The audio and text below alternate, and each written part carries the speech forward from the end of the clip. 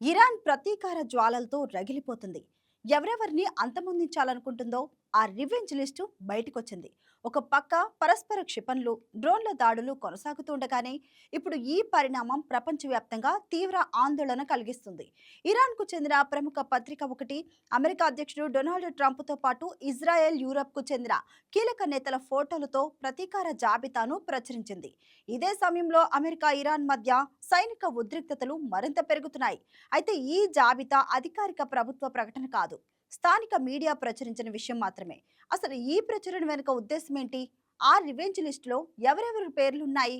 ప్రపంచం ఎందుకు దీనిపై దృష్టి పెట్టింది? Watch the story.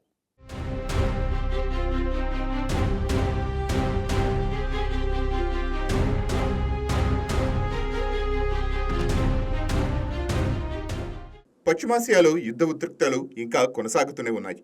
కొద్ది రోజులుగా పరిస్థితి కాస్త చల్లబడినట్టు కనిపించినా తాజాగా చోటు చేసుకుంటున్న పరిణామాలు మరోసారి ప్రపంచాన్ని అప్రమత్తం చేస్తున్నాయి.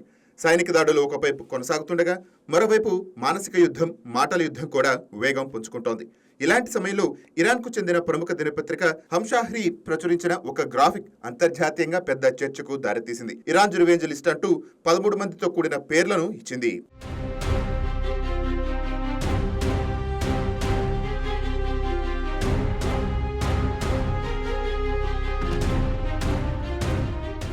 ఆ గ్రాఫిక్ లో అమెరికా అధ్యక్షుడు డొనాల్డ్ ట్రంప్, ఇజ్రాయెల్ ప్రధాని బెంజమిన్ నెతన్యాహు, బ్రిటన్ ప్రధాని కిర్ స్మార్టర్, ఫ్రాన్స్ అధ్యక్షుడు ఎమ్మాన్యుయల్ మాక్రాన్, ఇటలీ ప్రధాని Georgia Meloni, Germany chancellor Friedrich Merz, అలాగే అమెరికా విదేశాంగ శాఖ మంత్రి మార్క్ రూబియో, రక్షణ మంత్రి పీట్ హెగ్సిత్ తదితరుల ఫోటోలను ప్రచురించారు.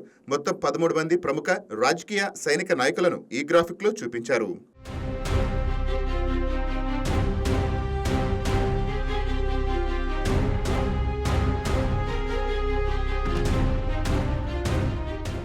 అయితే ఈ జాబితాను ఇరాన్ ప్రభుత్వం అధికారికంగా విడుదల చేయలేదు. హంషాహరి పత్రిక ప్రచురించిన సంపాదకీయ గ్రాఫిక్ మాత్రమేనని ఇప్పటివరకు అందుబాటులో ఉన్న సమాచారం చెప్తోంది.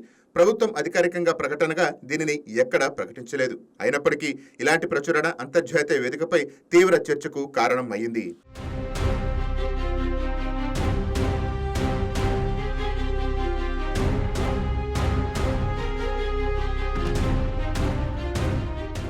ఈ పరిణామానికి నేపథ్యం కూడా అంతే కీలకం. ఫిబ్రవరి చివరిలో జరిగిన అమెరికా, ఇజ్రాయెల్ దాడుల్లో ఇరాన్ మాజీ supreme leader Ayatollah Ali Khamenei మరణించిన తర్వాత దేశంలో తీవ్ర ఆర్థిక పరిస్థితులు నెలకొన్నాయి.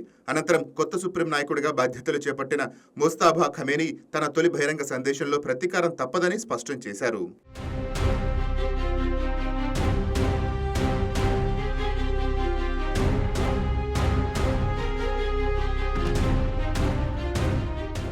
ఈ రక్తానికి ప్రతీకారం తప్పదు, బాధ్యులు ప్రశాంతంగా జీవించలేరు, వారికి శాంతియుత మరణం ఉండదు అంటూ ఆయన చేసిన వ్యాఖ్యలు ప్రపంచవ్యాప్తంగా చర్చనీయాంశం అయ్యాయి. అయితే ఆయన ఎక్కడ ఎవరి పేర్లను కూడా ప్రత్యక్షంగా ప్రస్తావించలేదు. కేవలం ప్రతీకారం తీర్చుకుంటామని మాత్రమే ప్రకటించారు.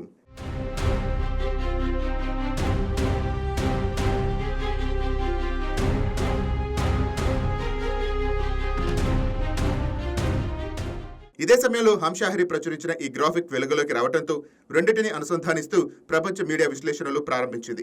ఇరాన్లోని కొన్ని మీడియా సంస్థలు దీనిని ప్రతీకార సందేశంగా చూపించగా, పాశ్చాత్య దేశాలు మాత్రం దీన్ని అత్యంతగా రెచ్చగొట్టే ప్రచారంగా అభివర్ణిస్తున్నాయి.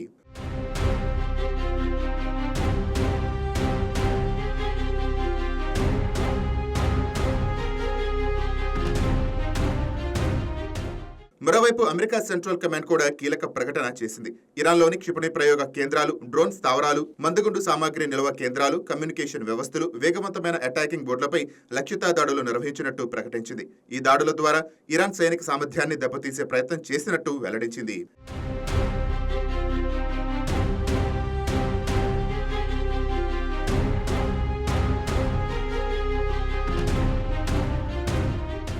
దీనికి ప్రతిస్పందనగా గల్ఫ్ ప్రాంతంలోని అమెరికా సైనిక స్థావరాలే లక్ష్యమని ఇరాన్ ప్రకటించింది. Bahrain, Qatar, Kuwait, Jordan, Oman ప్రాంతాల్లోని అమెరికా సైనిక మౌలిక సదుపాయాలపై దాడులు చేసినట్టు ఇరాన్ మీడియా కథనాలు వెల్లడించాయి. అయితే ఈ దాడుల వల్ల జరిగిన నష్టం గురించి స్వతంత్ర ధృవీకరణ పూర్తిగా అందుబాటులో లేదు.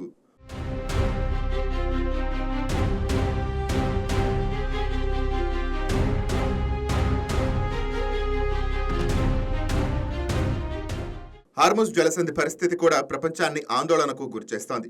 ప్రపంచ చమురు సరఫరాలో కీలకమైన ఈ సముద్ర మార్గంలో ఉద్రిక్తలు పెరగడంతో అంతర్జాతీయ నౌకాయానంపై ప్రభావం పడే అవకాశం ఉందని విశ్లేషకులు హెచ్చరిస్తున్నారు. ఇప్పటికే కొన్ని వాణిజ్య నౌకలు అదనపు భద్రతా ప్రమాణాలు కొనసాగిస్తున్నాయి.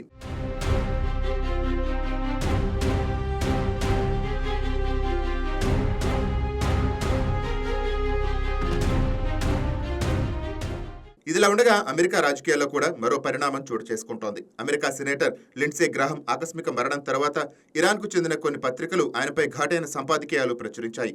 మృత్యు వ్యాపారానికి మరణం వంటి శీర్షికలతో వచ్చిన కథనాలు మరోసారి ప్రపంచ యుద్ధానికి నాంది పలికాయి. అయితే గ్రాహం మరణానికి యుద్ధ పరిణామాలతో సంబంధం ఉందని ఎలాంటి అధికారిక ఆధారాలు లేవు.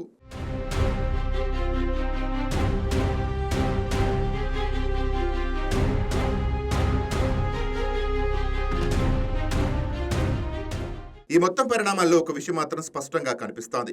ప్రస్తుతం యుద్ధం కేవలం క్షిపణులతోనే కాదు, ప్రపంచం మానసిక దాడి, మీడియా సందేశాలు, రాజకీయ హెచ్చరికల రూపంలో కూడా కొనసాగుతోంది. ప్రతి ప్రకటన, ప్రతి గ్రాఫిక్, ప్రతి పోస్టు, ప్రతి హెచ్చరిక ప్రపంచ మార్కెట్లు, దౌత్య సంబంధాలు, భద్రతా వ్యవస్థలపై ప్రభావం చూపుతోంది.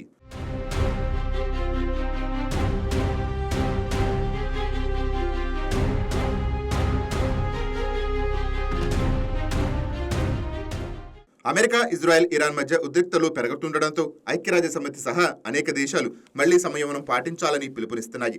దౌత్య చర్చల ద్వారానే సమస్యకు పరిష్కారం లభిస్తుందని అంతర్జాతీయ సమాజం చెప్తోంది. అయినప్పటికీ జరుగుతున్న పరిణామాలు మాత్రం ఇంకా ఆందోళనకరంగానే ఉన్నాయి.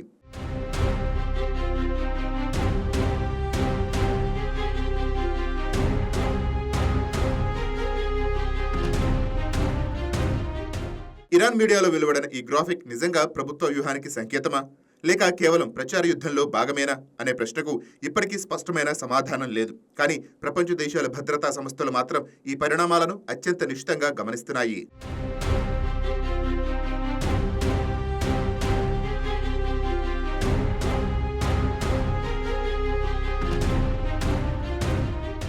పశ్చిమాసియాలో ప్రతి గంట కొత్త పరిణామాన్ని తీసుకువస్తోంది. ఒకవైపు సైనిక దాడులు, మరోవైపు దౌత్య ప్రయత్నాలు, ఇంకోవైపు ప్రచార యుద్ధం. ఈ మూడు సమాంతరంగా సాగుతున్న పరిస్థితుల్లో ఒక చిన్న సంఘటన కూడా అంతర్జాతీయ సంక్షోభానికి దారితీసే అవకాశం ఉందని విశ్లేషకులు హెచ్చరిస్తున్నారు.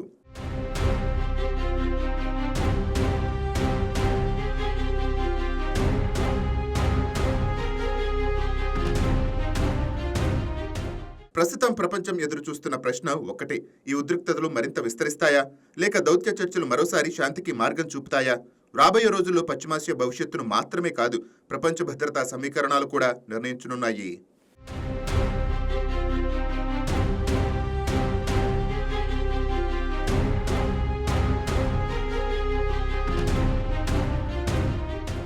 ఇరాన్ మీడియాలో ప్రచురితమైన ఈ వివాదాస్పద గ్రాఫిక్ ప్రపంచవ్యాప్తంగా చర్చకు దారితీసింది. అయితే ఇది అధికారిక ప్రభుత్వ హిట్ లిస్టుగా ఇప్పటి వరకు ధృవీకరించబడలేదు.